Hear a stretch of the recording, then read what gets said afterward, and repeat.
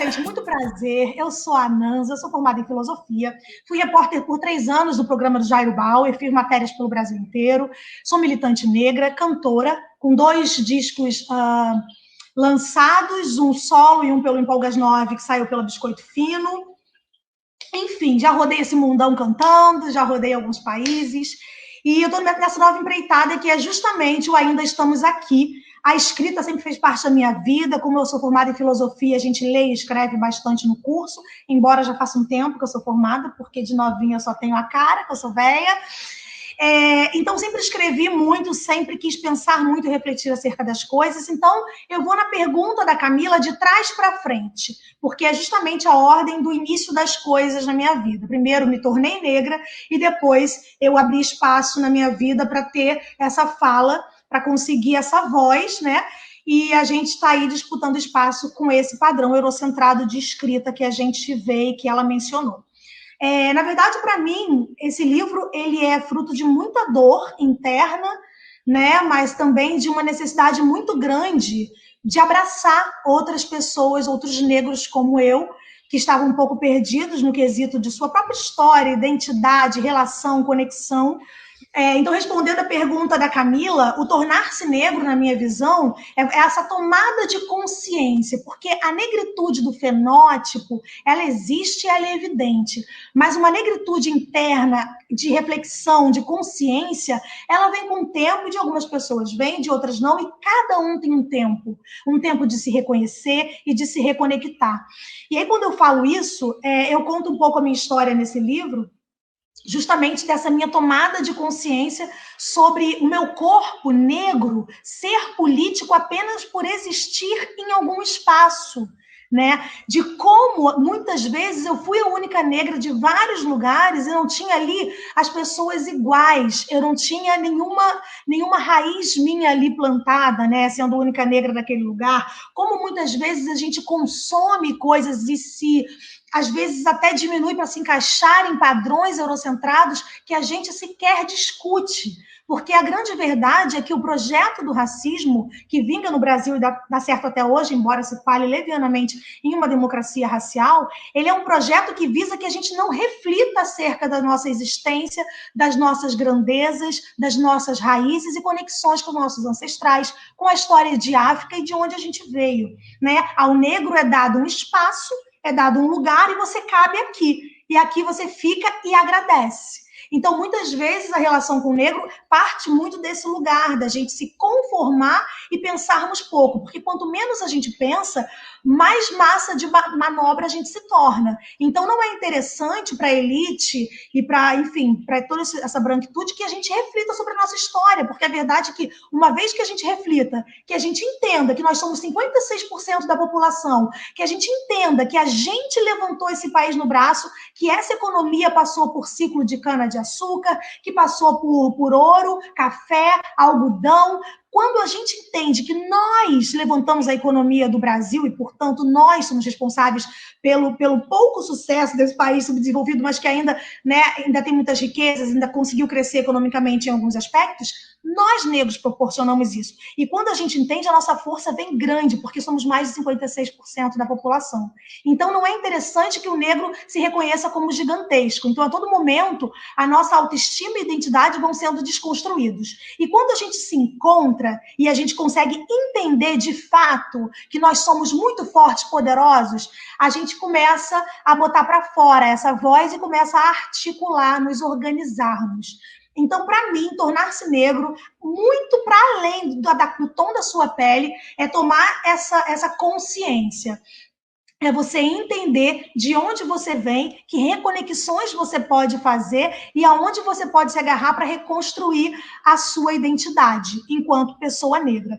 Dito isso, meu livro chama Ainda Estamos Aqui, porque justamente a eugenia, né, que chegou aí aqui no Brasil, mas esse projeto de eugenia que chegou, essa falsa ciência, que chegou aqui no Brasil por volta de 1910, depois, enfim, 1929 foi o primeiro congresso de eugenia aqui no Brasil. O que dizia a eugenia, né?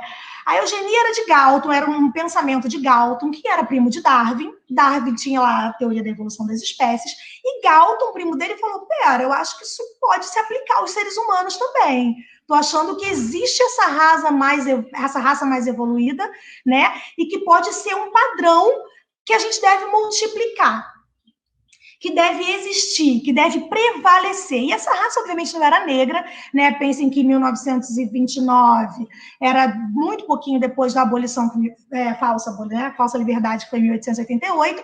Então, eles falavam da raça branca, da raça realmente pura na visão deles, né? Então, tinham, assim, congressos de eugenia, de como poderia haver uma higiene social, como poderíamos, então, manter a raça branca superior e prevalecente, no sentido de vamos acabar com esses negros que aqui estão. Aqui no Brasil, pensa comigo, 1888 foi a abolição, 1890 já veio a lei dos vadios e capoeiras, começaram a prender a população negra, por quê?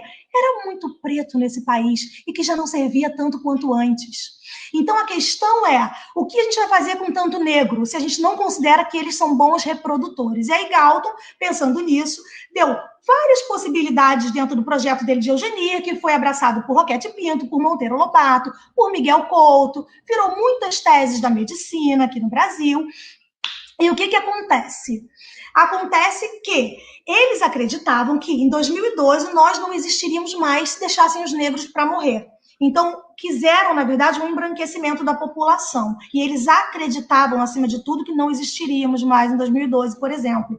Só que eles se ferraram, porque a gente ainda está aqui, e a gente está sabendo da nossa história, a gente está estudando o nosso rolê, e a gente está conseguindo entender a nossa importância nessa história. Então, eu queria dizer para o Galton que você se ferrou, meu amigo. Você se ferrou grandão. Então, assim, é meio que sobre isso. Então, ainda estamos aqui com se reforçar dessa nossa posição de que a gente existe e a gente está aqui para honrar os nossos ancestrais. Dito isso, quando a gente estuda a história do negro, como o negro tinha muito pouca voz, e essa informação que você deu, inclusive, que eu falo no livro dos 10% de autores negros, na verdade, uma informação quem trouxe foi o Laurentino Gomes, que é quem assina o meu prefácio. Sim, eu tô muito chique, gente, que eu fiquei assim, ó, tacardia e tudo, porque Laurentino, para mim, é um ser humano extremamente importante e que está do nosso lado da luta, embora branco. É um cara muito consciente, que tá junto com a gente ali, marchando ali de mão dada. E Laurentino trouxe essa informação, porque os negros não tinham voz, pensa. Na época escravocrata, né, os negros não eram muito letrados, eram poucos os letrados, então nós deixamos, na verdade, poucos escritos. Além disso, como em África, a oralidade era a forma como se passava o conhecimento seguro, era a tradição. Então, a gente conta muito com essa oralidade, e acabou que nós, negros, obviamente, num país de estrutura racista como o nosso, não tivemos tanta voz e tanta condição, tanta oportunidade, né, de lançarmos nossos escritos, as nossas coisas. E aí, dito isso, a gente tem, então, muito mais recursos embranquecidos de autores brancos para contar essa história. Mas aí, qual é o grande problema quando a gente tem isso? A história é contada a partir de quem descende do opressor. E ninguém produz prova contra si mesmo. Ninguém vai falar, os meus ferraram vocês, foram malvados, agrediram, estupraram, mataram, sabe, exterminaram uma parte de vocês, que está lá no Atlântico, que é o grande cemitério da nossa gente. Ninguém produz prova contra si. Então, pensando nisso, a história, quando é contada a partir de uma perspectiva branca, ela é muito mais romantizada. Ela é muito mais romantizada. Acredita até que os negros não resistiram à escravidão, à sua condição de escravizados, quando, na verdade, houveram 1000 revoltas, a revolta dos malês, a balaiada, a revolta dos alfaiates, sabe, o quilombo dos Palmares, que resistiu 100 anos e ninguém fala disso, 100 anos de uma resistência, um século. Então, o que a gente está querendo dizer é que quando a história é contada através do oprimido, que somos nós, a gente consegue contar a história de uma forma muito mais verídica, sem romance, sem o era uma vez que a gente espera aí, que é contada a partir da branquitude. Então, quando a gente escreve, a gente se torna a oposição absoluta do que os colonizadores predeterminaram. Ainda estamos aqui, queiram vocês ou não. E é isso.